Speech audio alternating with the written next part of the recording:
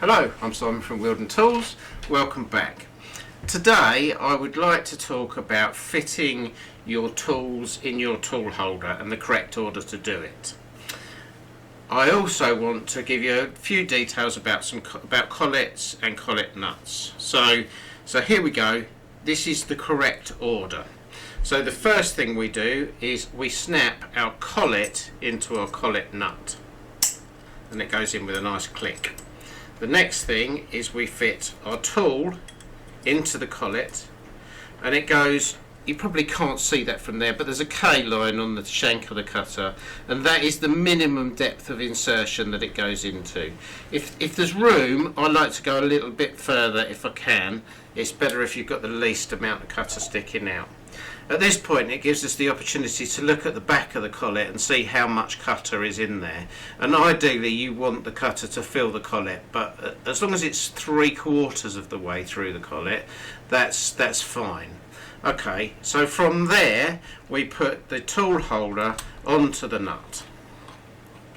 We screw it on, and you'll notice that when it's screwed on, if we just nip it a little bit, I haven't got too much thread showing there, and the collet is flush with the face of the nut there.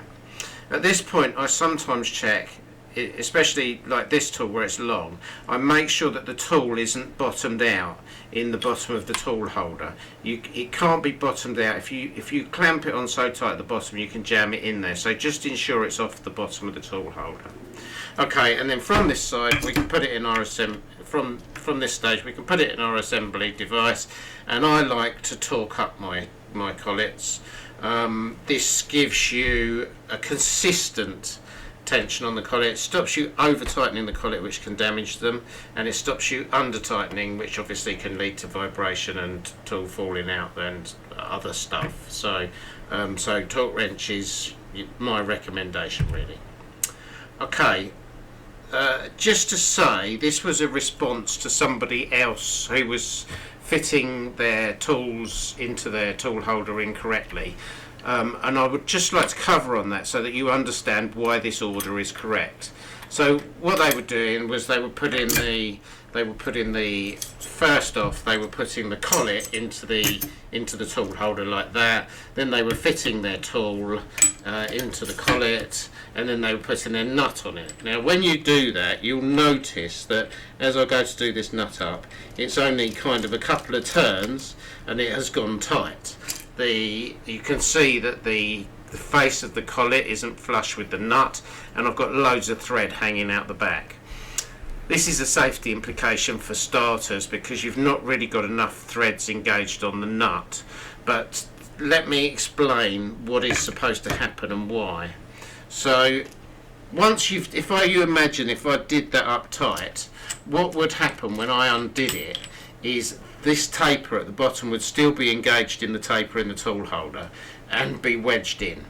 And the idea of having this taper here with this little notch and clipping it into the collet is once you've finished the job and you go to take it out of the tool holder, that clipped in part of the collet will withdraw this taper from the tool holder, and that is the idea. So if you haven't got it clipped in, you can get your tool jammed in, and also you won't have enough threads engaged, which is a safety implication.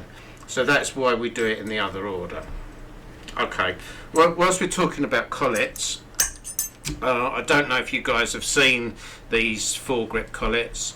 Very useful if you're running maybe a PCD cutter or something like that, where you've got high loads, high speeds on the cutter and you want a really firm grip on the shank.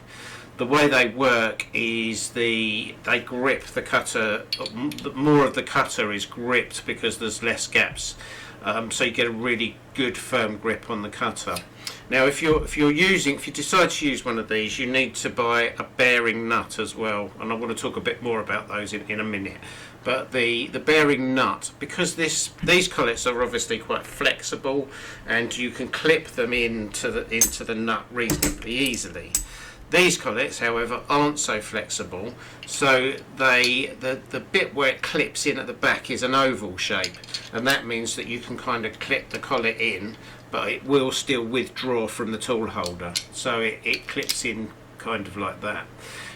And then when you go to do it up, the bearing guided part of it, if you imagine that when you do it up, this taper starts to engage on this taper, and then this taper here engages on this taper here, and there is a point where they both lock against each other.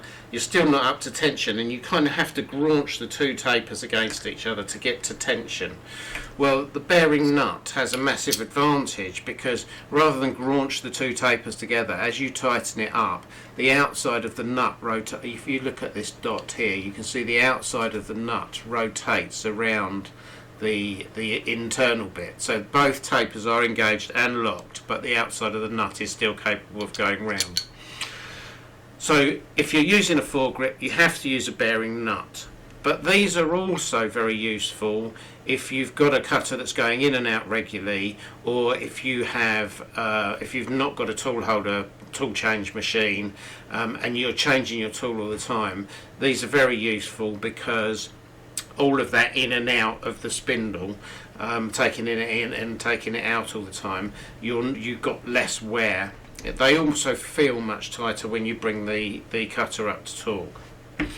Okay, so I hope you found that helpful. If you did, please give me a thumbs up and consider subscribing to see more of my videos. Thank you for watching.